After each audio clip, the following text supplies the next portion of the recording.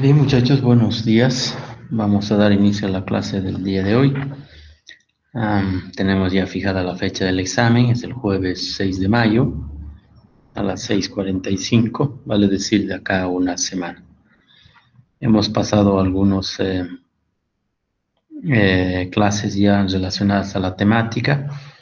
Recordemos un poquito la clase de ayer, muy rápidamente, y entremos en lo que significa los árboles de problema. Bien, habíamos visto el día de ayer una transparencia que hacía referencia a los niveles de profundidad que uno puede desarrollar en un proyecto o en un estudio específico. Esto tiene que ver con los niveles de estudio a los cuales uno puede estudiar un proyecto. No se trata de la profundidad de una idea de proyecto, sino de una idea traducida en un proyecto específico. Entonces, existen tres niveles de estudio los cuales uno puede estudiar un proyecto y poder tomar una decisión respecto a su viabilidad a partir de esa información. Había un nivel que era el perfil, otro que es la prefactibilidad y un tercero que nos hace... Ingeniero, Sí, perdón que le interrumpa, pero creo que no está compartiendo pantalla. perdón, voy a ver. Perdón, gracias.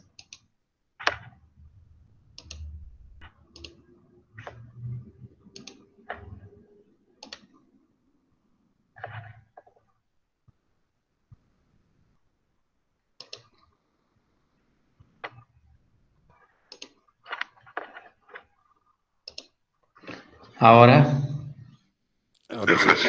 ya, gracias, te agradezco mucho, gracias. Bien, decíamos que el día de ayer habíamos visto una transparencia como esta, donde hacíamos referencia a encontrar una respuesta a una pregunta y a qué nivel de estudio vamos a llevar adelante ese proyecto. Es decir, cuál es el nivel de precisión en la información que necesitamos para poder adoptar una decisión. Evidentemente, si yo pretendo el día de hoy, al final de media mañana, comprarme una computadora, mi proyecto es comprar una computadora para poder hacer algún trabajo específico.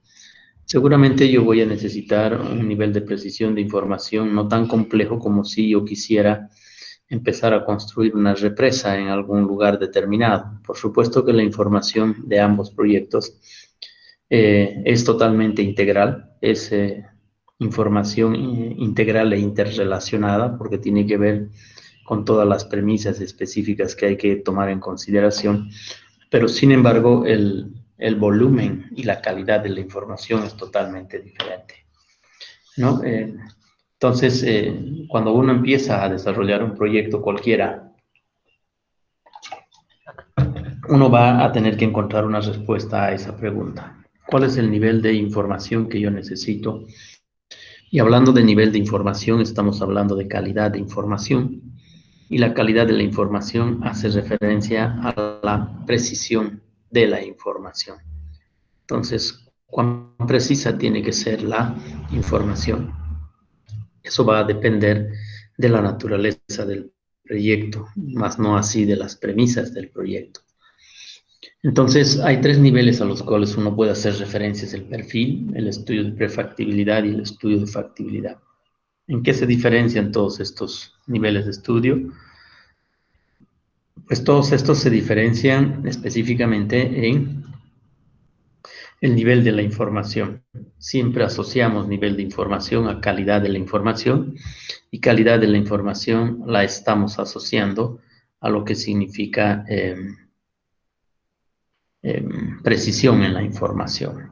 Entonces, a medida que uno va entrando en un mayor nivel de profundidad, va entrando en un mayor nivel de información y un mayor nivel de precisión en la información. Entonces, nosotros podemos presentar un proyecto a nivel de perfil. Valga la aclaración que no estamos haciendo referencia al perfil del estudio, ¿no? Nosotros, si vamos a querer hacer una planta industrial que procesa harina de tarwi, entonces la idea de hacer una investigación sobre la harina de tarwi también es conocida como perfil. Pero los resultados de la investigación que hemos desarrollado es la que a nosotros nos interesa como niveles de profundidad. Entonces yo realizo la investigación sobre la harina de Tarwi y me pregunto, ¿y esa información que yo voy a obtener del resultado de la investigación, a qué nivel de información la voy a llevar? ¿A un perfil, a una prefactibilidad o a una factibilidad? Suponemos que inicialmente es perfil.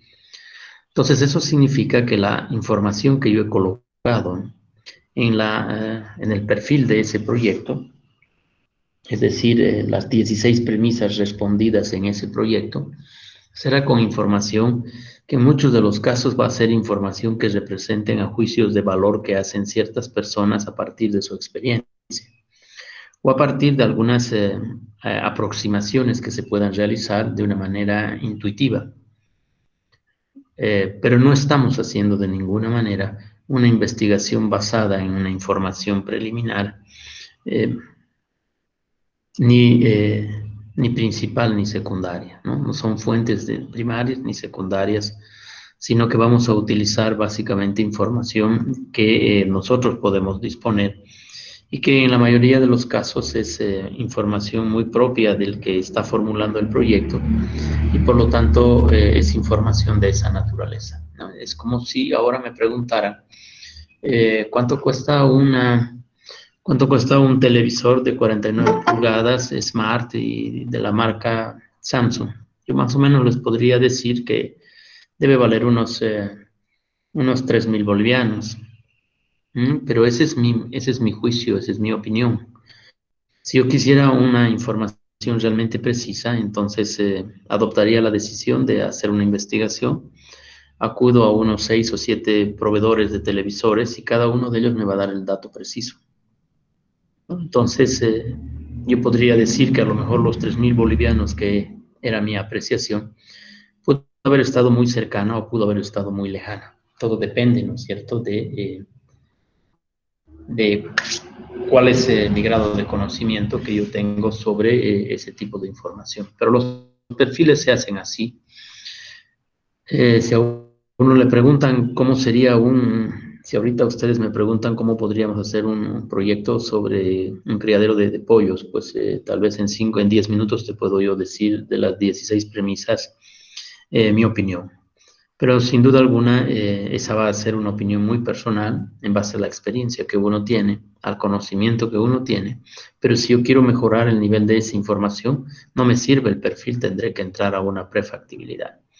Entonces, entrando a la prefactibilidad, necesito hacer una investigación en fuentes primarias y en fuentes secundarias. ¿Cuál es la diferencia de una información primaria a una información secundaria?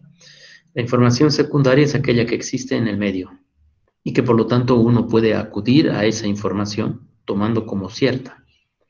Es decir, el supuesto es que esa información es cierta. Por eso que es fundamental que cuando uno vaya a tomar cierta información existente en el medio, uno tiene que estar seguro y completamente seguro que esa información proviene de una fuente verdadera, de una fuente válida, no que proviene de una fuente que es una especulación de la información, ¿no? Entonces, ¿cuál es la fuente secundaria? Pues aquella que tiene el respaldo de alguna naturaleza y que por lo tanto ha expuesto sus resultados de algún trabajo que ha realizado sobre una temática particular. Por ejemplo, si nosotros quisiéramos hacer un proyecto sobre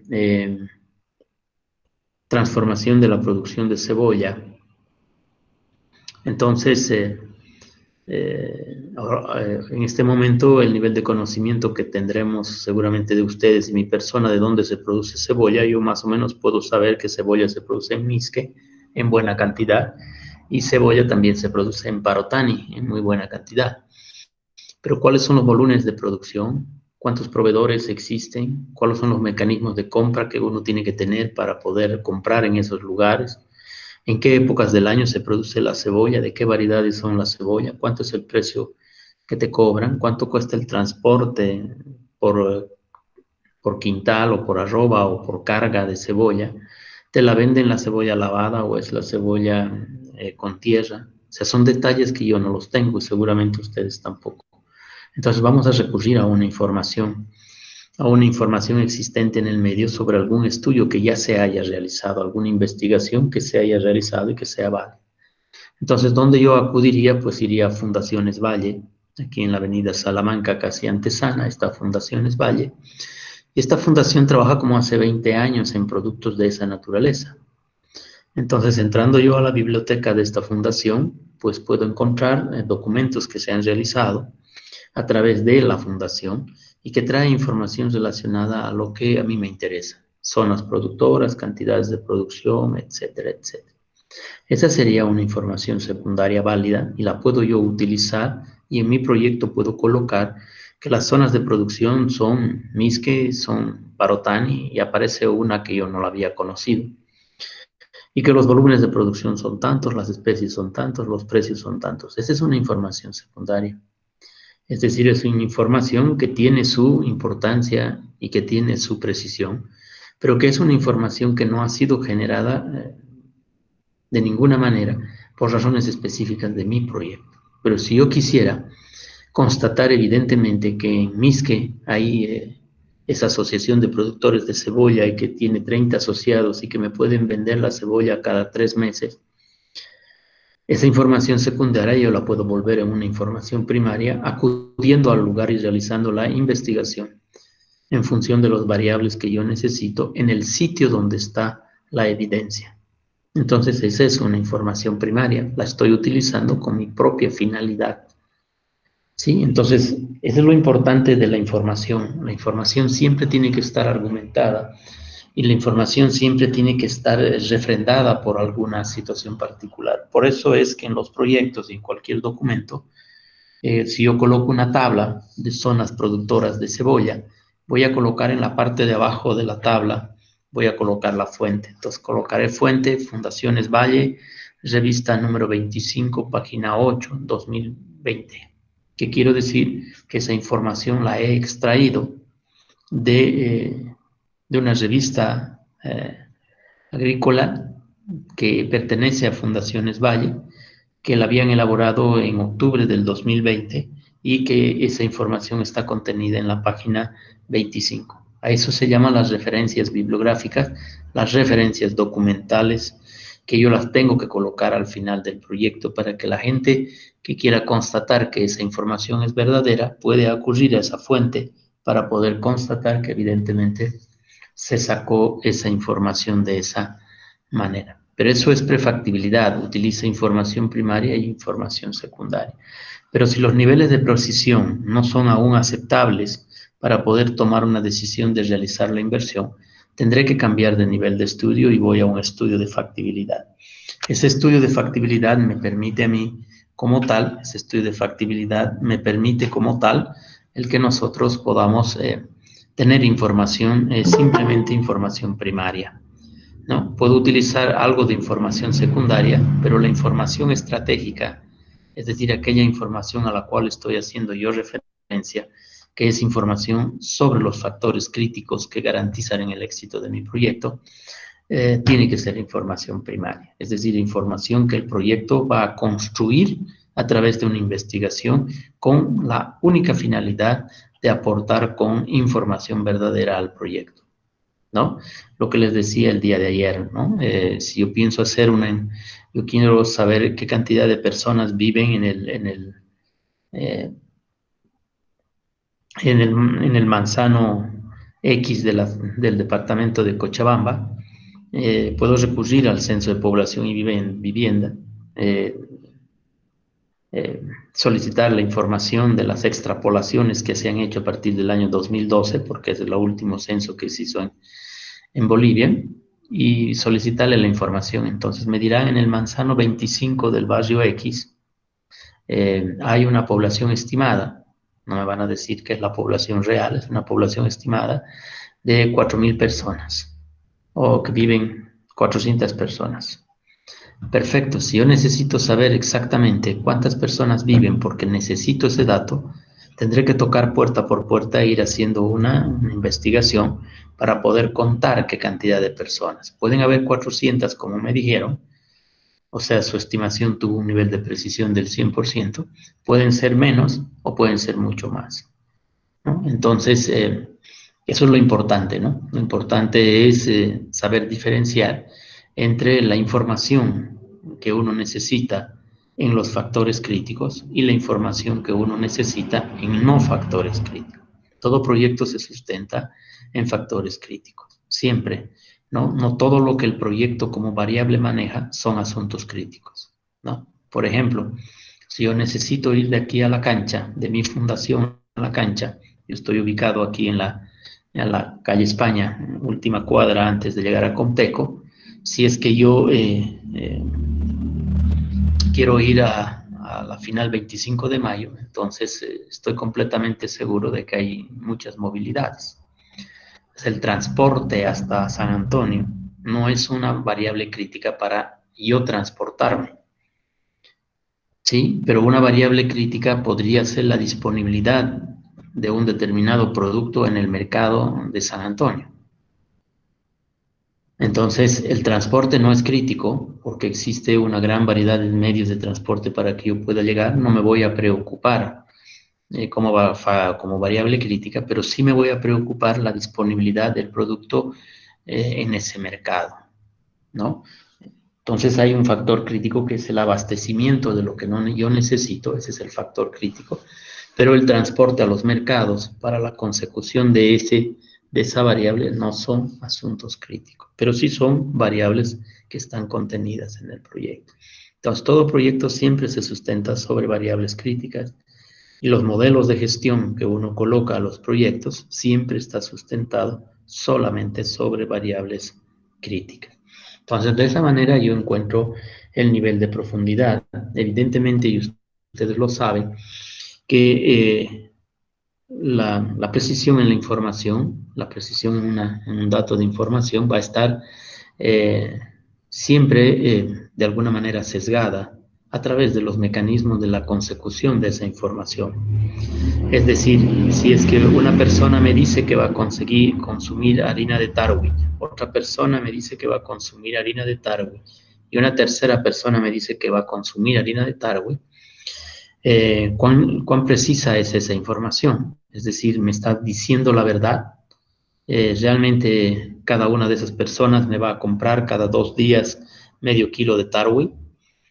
Es por eso que los proyectos tratan de encontrar siempre el máximo nivel de precisión en la información, pero también están sometidos a un riesgo de de la variable éxito. Es decir, todo proyecto siempre está inmerso en el riesgo. ¿Por qué? Porque los proyectos, si ustedes recuerdan, el concepto dice proyección, es una acción proyectada en el tiempo. Entonces, en ese tiempo que transcurre en el proyecto, la pregunta es, ¿cuán real son todos los valores que yo he estimado para esa vida? ¿Seguirá existiendo Tarwi de aquí a 3 años? ¿Seguirá existiendo demanda de Tarwi? ¿No aparecerá algún sustituto del Tarwi? A lo mejor cambian las normativas y se prohíbe el consumo de Tarwi. Entonces, las variables críticas de éxito tendrán que ser analizadas con el mayor nivel de precisión posible, haciendo lo imposible para que esas variables sean entendidas muy claramente y se pueda conocer la variabilidad de esas variables en el tiempo. Entonces hay que encontrar de esas variables críticas su distribución de probabilidad. Ustedes saben que la concreción de un cierto dato hacia futuro tiene una probabilidad de éxito y una probabilidad de no éxito, ¿cierto? Entonces, eso me hace pensar que los proyectos en el tiempo siempre son o están basados, ¿no es cierto?, en escenarios supuestos. Pero aun cuando sean escenarios supuestos, tienen que estar soportados por información lo más acertadamente posible a la realidad, partiendo siempre de la premisa de que las variables no son conocidas en el tiempo a un 100% de conocimiento. Toda variable, y más las variables críticas de éxito de un proyecto, siempre están sujetas a riesgo, ¿no? Entonces, por eso es que en algunos proyectos no es posible adoptar una decisión a nivel de perfil con información muy preliminar, sino que tenemos que entrar en un mayor nivel de precisión. Imagínense, por decirles algo, si uno quiere hacer un túnel a través de un cerro, yo no me voy a basar simplemente por una percepción que yo tenga por dónde debe ir el túnel. Pues tendré que hacer estudios muy precisos de geofísica, de geología, etcétera, para ver si en un momento determinado el cerro no se va a derrumbar y va a aplastar el túnel que yo ya había realizado, y va a aplastar también a las personas y va a destruir los materiales, etcétera. Tengo que estar muy seguros, con un alto nivel de certeza en el nivel de composición que tiene el cerro, para poder saber si yo puedo perforar en ese cerro una cavidad con una cierta dimensión. ¿No? El otro día veían ustedes en el canal de televisión el desmoronamiento que ha habido en el trópico. Se han tenido opción de poder ir últimamente. Yo estuve hace unas 2 semanas en el trópico, y ahí en varios lugares del sillar han hecho túneles, donde seguramente la idea es que anular la carretera por fuera y meter la carretera por dentro. Decimos esto, que es colocar los túneles para que el túnel se convierta en una evasión a la naturaleza hacia afuera, ¿no? Es decir, para que no exista lo que siempre ha existido, los derrumbes, etcétera, que obstaculizan la libre circulación vehicular. Entonces, se supone que el túnel va a tratar de evitar esa situación, aunque sigan existiendo derrumbes, pero ya el túnel va a estar expedito y uno va a poder transitar por el mismo. Pero el otro día veía en la televisión un túnel que yo había visto, pues el cerro se ha desmoronado, ¿no? Y bueno, ha obstaculizado el transporte público y privado que transita por ese lado, y pues ha deteriorado parte significativa del túnel, ¿no? Entonces, la pregunta que uno se hace es, ¿realmente se tienen los estudios necesarios como para poder estar seguros de que ese lugar es apto para soportar una carga, generando uno a través del túnel un vacío? La respuesta la tienen los que construyen, ¿no?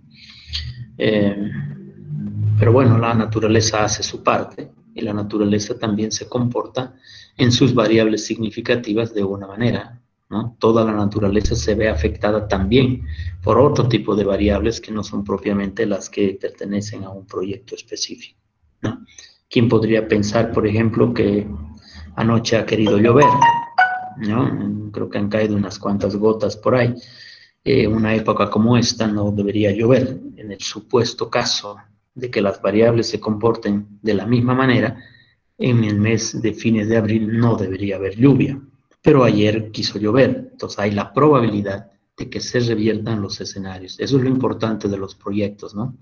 Por eso es que en un momento determinado veremos si sobre qué supuestos el proyecto lograría el éxito. Entonces yo podría decir que uno de los supuestos será que las condiciones climáticas sean favorables, es decir, que no exista la posibilidad de que el día de ayer llueva. Si es que yo ayer quería hacer alguna actividad nocturna, digamos 7 de la noche, hacer una exposición en alguna parte, en el Prado, exponer algunas pinturas de algún artista pintor que quiere exponer sus pinturas de 5 de la tarde a 7 de la noche.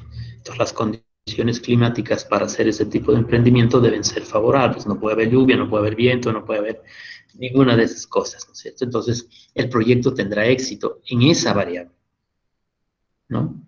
Su supuesto será que las condiciones ambientales ayuden y coadyuven de manera significativa al proyecto. Pero ¿quién puede asegurar que no iba a llover? Esa es la gran pregunta, ¿verdad? La gran pregunta.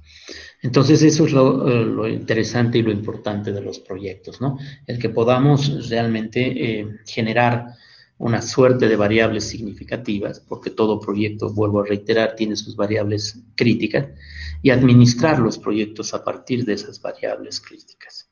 No, esas son las variables que uno tiene que tener un nivel de precisión hacia futuro en su comportamiento, y suponer que esas variables van a ser siempre favorables al proyecto. Caso contrario, el proyecto se va a ver en dificultades en cualquiera de sus etapas, ya sea de inversión o en las etapas de operación. Mientras tanto, cuando uno diseña un proyecto, simplemente es información contenida en un documento. No hay inversión y no hay funcionamiento, ¿no? El proyecto se complica cuando ya se empieza a invertir, y el proyecto se complica cuando empieza a funcionar. Siempre partimos de supuestos, ¿no? Siempre partimos de que vamos a tener la disponibilidad de la materia prima, vamos a tener la disponibilidad de la mano de obra va a tener las calificaciones adecuadas, no ha de existir conflictos laborales, no ha de haber doble aguinaldo y todo ese tipo de situaciones que deben estar inmersas en el proyecto. Caso contrario, nos vamos a ver afectados, ¿no es cierto? Ya sea por las variables internas o por alguna variable del contexto social, político, económico, ambiental, cultural, etcétera, ¿no? Por eso es que en algunos proyectos necesitamos un nivel de estudio con alto nivel de precisión y esos son los estudios de factibilidad. Bien, habíamos conversado sobre las situaciones problema, ataquemos ahora a este tema de problema, y habíamos manifestado que un problema no era nada más que una diferencia. Los problemas se catalogan cuando existe una diferencia, o dicho de otra manera, existe un problema cuando existe una diferencia. Y la diferencia se manifiesta entre el estado presente y el estado deseado.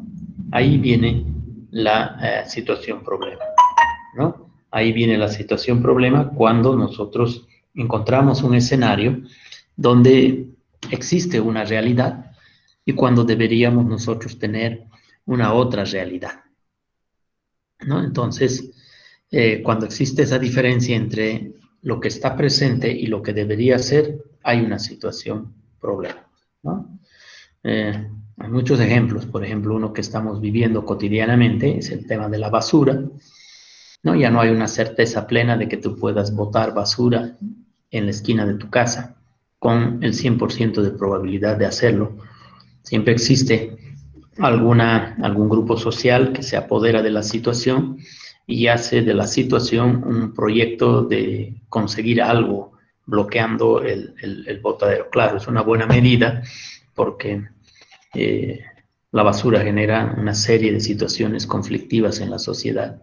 Y si yo bloqueo la entrada de donde tienen que depositarse la basura, entonces las autoridades van a tener que reaccionar rápidamente para darle una solución, ¿no? O la pandemia, lo mismo, ¿no es cierto? Este tema de la planificación, entre comillas, la planificación del colocado de vacunas, ¿no? Ayer se decía que ayer empezó una vacunación masiva, pero esa vacunación masiva va a tener su efectividad siempre y cuando haya un adecuado sistema organizativo que no genere convulsiones entre las personas. Pero en el momento en que se dice esa nota, pues todas las personas que quieren satisfacer su necesidad también están predispuestos a acudir al lugar, ¿no? Y entonces ayer colapsan los lugares de vacunación, se hace un tumulto de gente. Imagínense en las puertas de los hospitales, donde eran estos dos hospitales donde se puede vacunar no solamente las personas de esa edad, ni personas solamente con enfermedad de base, sino cualquier persona que no necesariamente esté asegurada al Seguro Social Universal, o sea, Seguro Social desde salud, puede ser cualquier persona. Simplemente el requisito era que tu carnet de identidad termine entre 4 y 5. Entonces, yo tengo mi carnet 4 y 5, me corresponde, voy y hago la fila. Pero solamente hay 600 vacunas y una demanda de 4, 5 o 6 mil personas que quieren la vacuna. Entonces se colapsa, ¿no? Entonces la medida fue peor que la enfermedad, ¿no? O sea, la medida mal planificada, mal organizada, sin controlar los factores críticos del desorden, etcétera, no trajo la efectividad necesaria, ¿no? Entonces ahora ya, ¿qué es lo que irá a suceder? Pues ya nadie sabe, porque todo el mundo quiere hacerse vacunar, ¿verdad? Esa es una situación de bienestar personal, de bienestar colectivo, ¿no? Todo el mundo quiere la vacuna, independientemente tengas 20 años o 15 o 40 o 100, tienes todo el derecho, ¿no? Eres ciudadano boliviano y tienes el mismo derecho que cualquier persona. Pero bueno, veremos qué es lo que va a pasar, ojalá que se pueda solucionar. Yo hasta ahora no he podido hacerme vacunar, ¿no? Porque no alcanzo la edad a los 60 años. Y bueno, aún alzo, yo les decía, tengo diabetes, o sea, tengo una enfermedad de base, pero aún así, pues la respuesta es espere su turno cuando llamen a la gente entre 50 y los 59 años, ahí lo vamos a vacunar. Perfecto, entonces habrá que esperar, ¿no? Bien, pero cuando existe un problema es porque existe un obstáculo al curso normal de las cosas, ¿no? Entonces se presentan los problemas y los problemas hay que encontrarle una solución. Era un origen que habíamos conversado en su momento. Veamos algunas cosas que se me ocurrieron de situaciones, problema muy comunes, ¿no? Vinculadas un poco a la ingeniería industrial, prácticamente, ¿no? Entonces, deficiencias en el sistema de administración, en una empresa pública, privada, en una empresa industrial, en una empresa de servicios de cualquier naturaleza, podemos encontrar que un problema podría ser las deficiencias de su sistema de administración. Otro problema podría ser, ¿no es cierto?, los problemas vinculados a la organización y la planificación de la producción. O sea, inadecuados sistemas de organización, inadecuados sistemas de planificación de la producción. Entonces, son situaciones problema. Abastecimientos tardíos de materias primas, ¿no?, que dificultan el equilibrio de la línea de producción al no disponer de las materias primas en los momentos adecuados.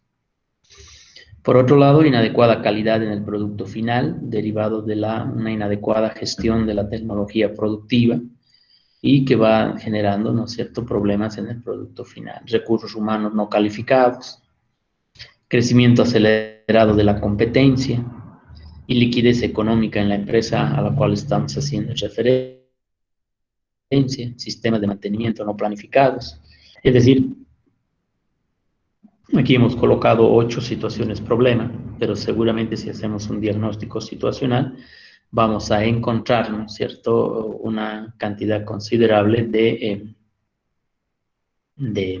situaciones problema en una industria, en un sector específico, ¿no? Aquí yo he colocado simplemente algunas para que tengan una idea de algunas situaciones problema que se presentan. Tal vez algunos de ustedes han hecho algún trabajo relacionado con alguna de ellas o conocen de alguna empresa en la cual se puede identificar alguna de ellas. Pero bueno, son simplemente ejemplos de situaciones problema.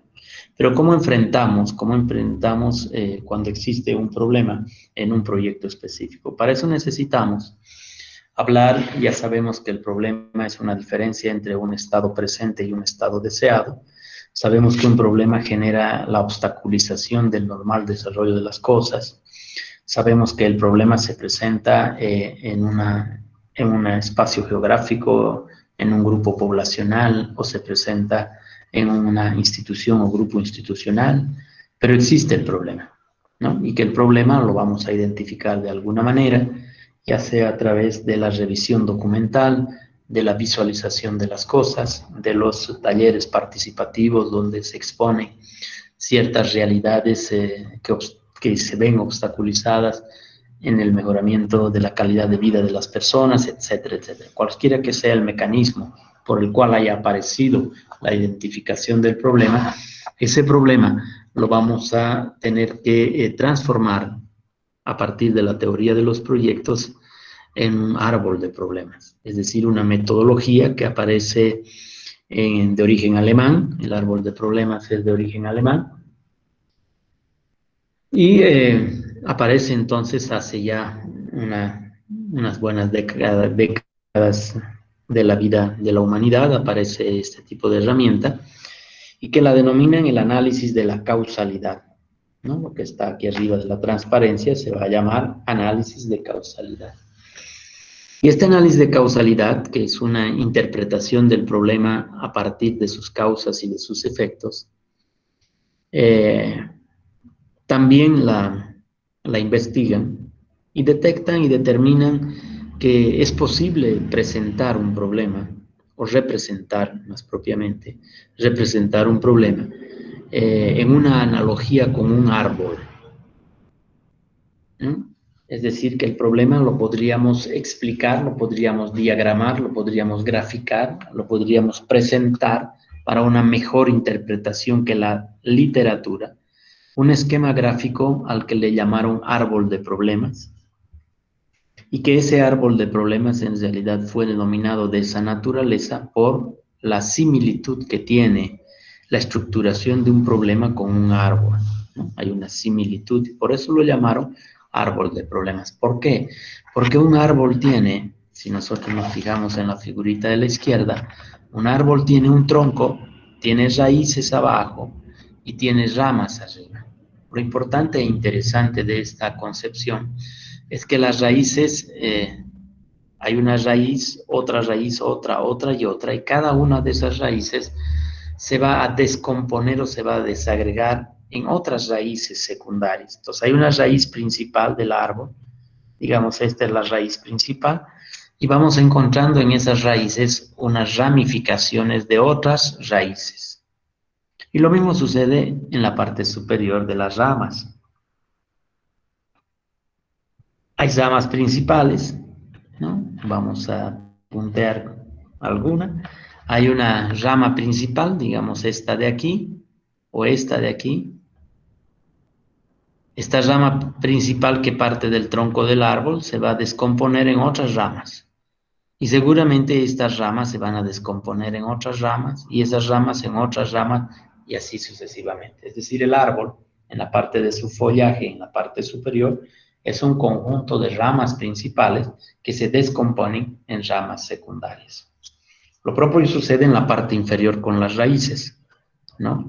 Existen un conjunto de raíces que salen del tronco, y esas raíces, llamémoslas raíces principales, se descomponen en otras raíces que las podríamos llamar raíces secundarias. Entonces, la metodología del árbol de problemas parte de esta composición estructural, es decir, va a descomponer el problema en, si el problema sería el tronco, el problema lo vamos a descomponer en raíces principales y secundarias, y lo vamos a descomponer en ramas principales y secundarias. Como no podemos llamar raíz y rama, entonces la metodología del árbol de problemas dice que las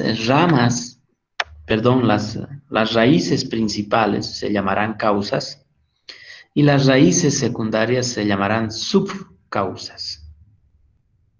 Y lo propio hará en la parte de arriba. Las ramas principales,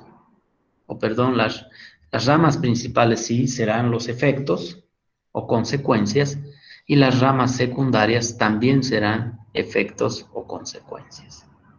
Entonces, en realidad, este árbol, como dice la figura, nos permitirá a nosotros registrar en el tronco establecido, en el árbol, el problema, y las raíces serán las causas con su descomposición en subcausas, y las ramas serán las consecuencias o efectos derivadas de la existencia del problema, ¿no? Entonces la metodología va a partir de esa naturaleza, ¿no?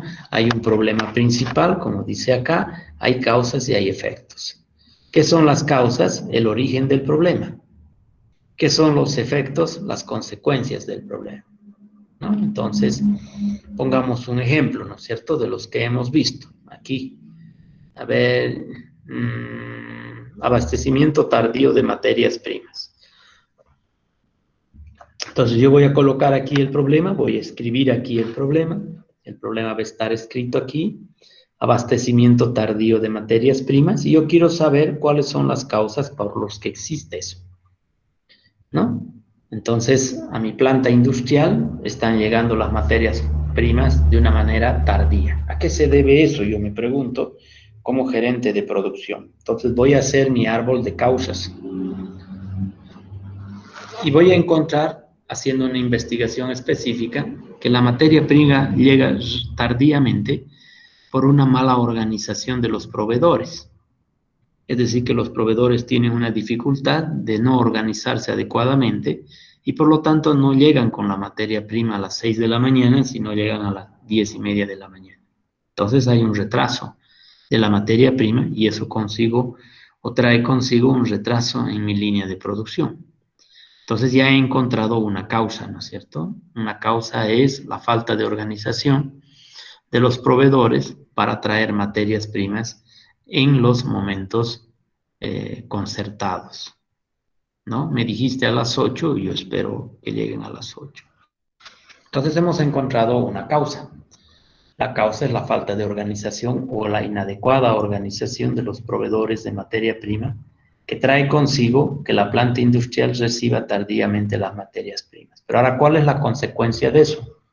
Entonces, la consecuencia de eso es, por decir algo, una rama es retrasos en la línea de producción, ¿no? Hay retrasos en la línea de producción. Y yo podría decir que ese retraso en la línea de producción me va a traer consigo un retraso en el cumplimiento de los pedidos a mis clientes, ¿no? Me puede traer consigo un incremento en los costos de producción porque tengo máquinas en funcionamiento, pero no están procesando materia prima. Entonces están funcionando en un escenario vacío. Sigue consumiendo insumos, siguen consumiendo combustibles, etcétera, etcétera, pero no las puedo cargar ni las puedo apagar porque no tengo la materia prima. Y el enfriar, perdón, el apagar la máquina me va a traer consigo una dificultad porque la máquina necesita calentar para que pueda utilizar su potencia adecuada y triturar la materia prima que está llegando.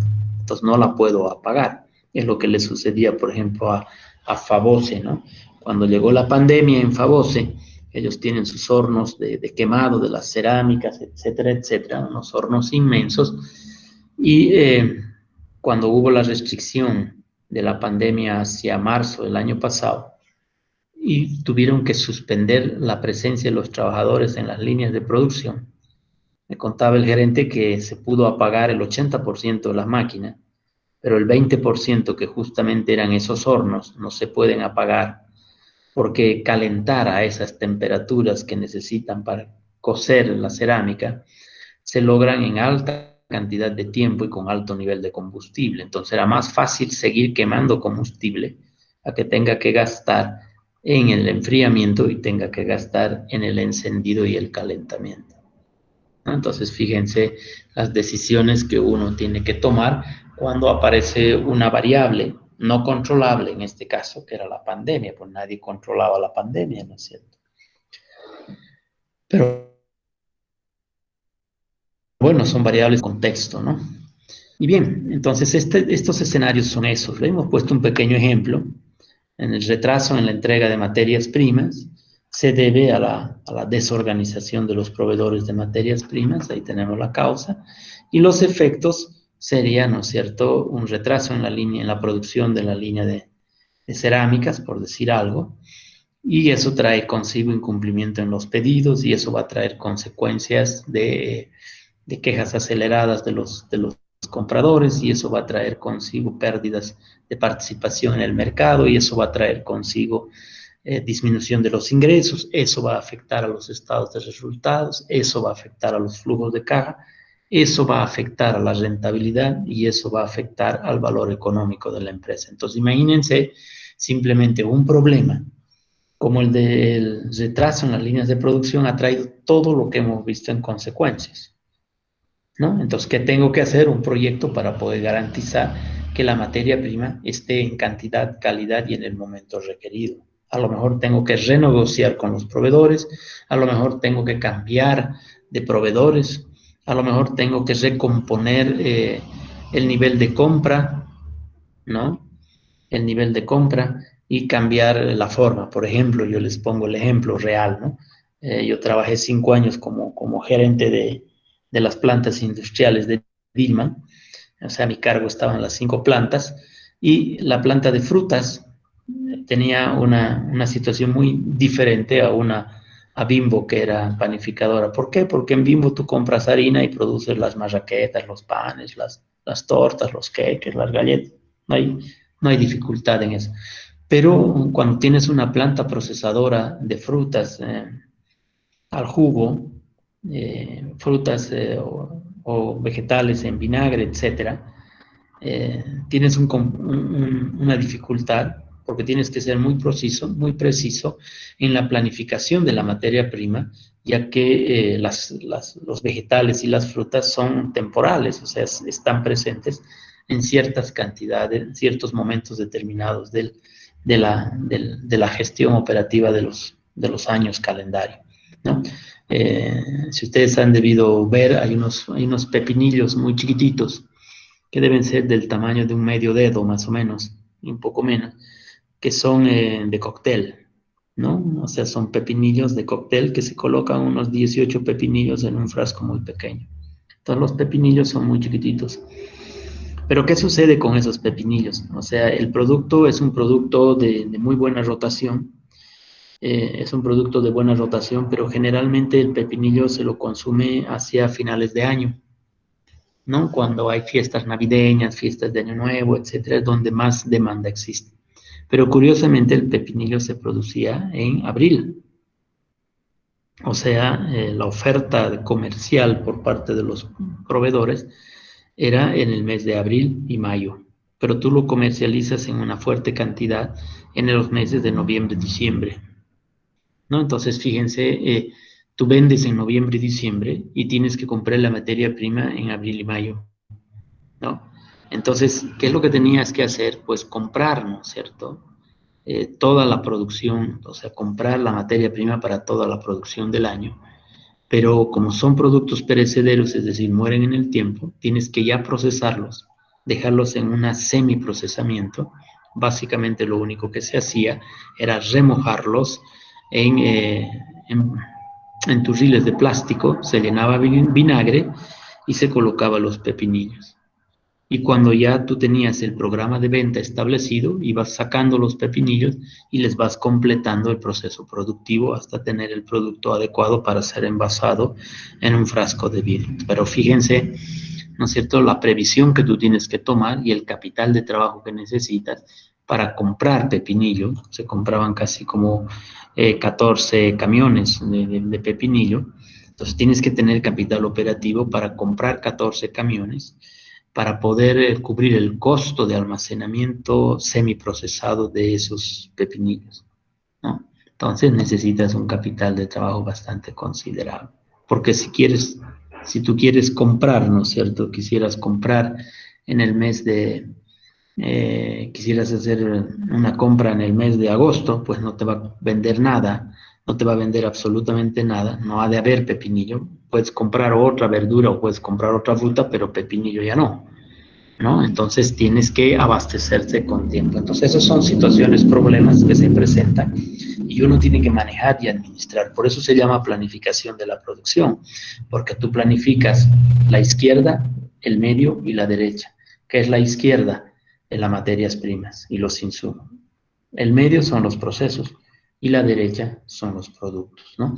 Imagínense una planta de esa naturaleza donde tienes 225 productos que son con materias primas diferentes. No hay ninguna de los 225 productos que hacía la planta industrial que sean iguales. Eran pepinillos, cebollas, locotos para hacer escabeches, o tomates para hacer ketchup, o esta otra cosa, huevos para hacer mayonesa, y así todo un alboroto específico, ¿no? Entonces, hay un árbol de problemas que debemos enfrentarlo y debemos tener. Estos árboles de problemas, son efectivamente representaciones gráficas que nos van a mostrar las causas y nos van a mostrar las consecuencias habiendo identificado el problema específico. Entonces, ¿cómo opera esta metodología? Para que veamos y terminemos ahí y después veremos parte por parte. No, los distintos pasos que se van a seguir es, primero, identifique el problema central, cualquiera. Agarremos cualquiera de estos, por ejemplo, ¿no es cierto? O cualquier otro, pero estamos viendo abastecimiento tardío de materias primas. Entonces, el problema, abastecimiento de materias primas. Debemos examinar cuáles son los efectos, es decir, la parte de arriba, cuáles son los efectos del problema, cuáles son las causas del problema en la parte de abajo, las razones por las que existe el problema. Debemos establecer la situación deseada, qué es lo que pensamos hacer, ¿no es cierto?, con el problema, a dónde pensamos llevar la solución del problema. Vamos a identificar los medios que necesitamos para encontrar la solución, ¿no? Como ya les decía, la solución es incrementar el capital de trabajo y comprar mayor cantidad de producto en la época de producción y almacenar, ¿no?, semiprocesado. Esa era la alternativa de solución. ¿Qué acciones necesitamos hacer para esa solución? Vamos a diseñar las actividades y después vamos a configurar la alternativa del proyecto, es decir, vamos a colocar todas las partes procedimentales de las premisas respectivas. Entonces, si ustedes se fijan, abordar el tema de problema es totalmente diferente a abordar el tema de oportunidad o de potencialidad. Entonces, esos son los pasos metodológicos que vamos a seguir. Entonces, la próxima clase Para no cortar, vamos a ver el árbol de causas, después el árbol de los efectos. Y vamos a utilizar un ejemplo para poder entender, ¿no? Entonces, para no confundirnos más y no tener que cortar en la mitad, habíamos estado ya 8 y 5, hay otra clase 8 y cuarto.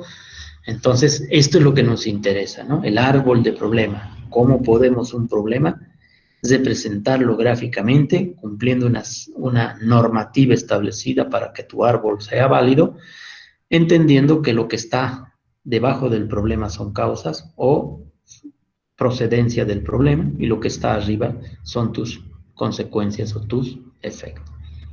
Tenemos ahí la metodología, entonces la próxima clase vamos a ver metodológicamente el próximo lunes cómo enfrentamos las causas y cómo enfrentamos las consecuencias y cómo seleccionamos con alguna nomenclatura particular la acción llamada proyecto, ¿ya?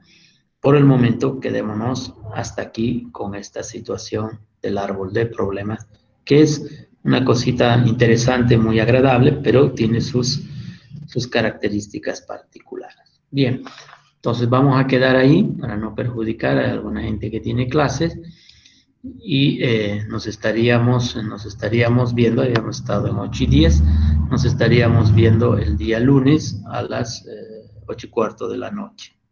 ¿Ya? ¿Alguna pregunta hasta aquí?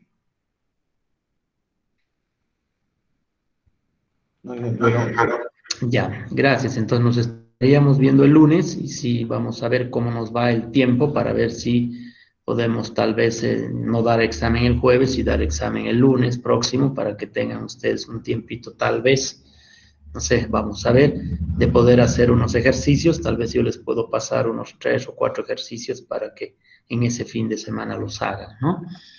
A ver, veremos qué va a pasar, ¿ya? Bien, que les vaya bien, muchachos. Entonces, cuídense siempre, es un fin de semana. Cuídense y Dios quiera que el día lunes estemos todos en el mismo horario. Que les vaya bien, muchachos. ¿Ya? Suerte, suerte, muchachos. Gracias, Jorge. Hasta luego. Hasta luego. Chao, muchachos. Chao, muchachos. Gracias, hasta luego. Chao, chao.